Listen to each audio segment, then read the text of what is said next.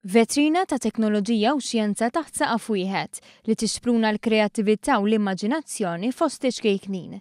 Hekk tista' tkun deskritta s-seba edizzjoni tal-Malta Robotics Olympiad li qed tittella f'dan it-tmiem il-ġimgħa f'Ta Qali. Bis-sem ta' 65 esebitur, it-tfal qed jingħataw l-opportunità li jaraw xem wara l-kwinti tat-teknoloġija fl-istess waqt li jisfruttaw il-potenzjal tagħhom. Dwar dan tkellimna ma' Vanessa Kutajjar mifsud minn Holistic Technologies, kumpanija li ilha 25 sena fis-settur tat-teknoloġija.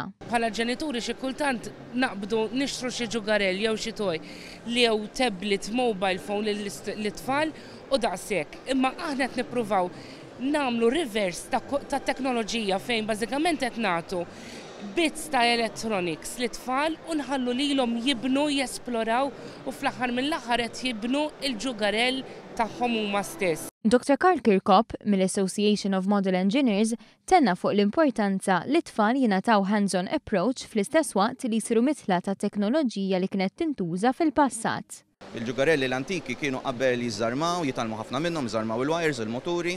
Illum it-tfal tilfu ħafna daw l-skills u l-Association of Model Engineers tagħti din l-opportunità anke lill-studenti u żgħażagħ biex jiskopru il-meravilja tal-mekkanika, tal-inġinjerija, tal-elettriku u anke llum tad-diġitali.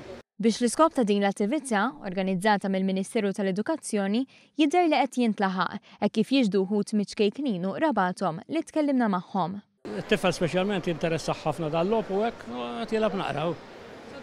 Differenti mis-soltu hija. U għatihom daqla inizjattiva wkoll. Imma dawk biex indaħħalhom hemm. U qed tieħu gost? Aha. And I'm having fun driving the trains. Għas-seba edizzjoni tal-Malta Robotics Olympiad mifruxa fuq 3 ijiem mistennija jattendu mal-15,000 persuna.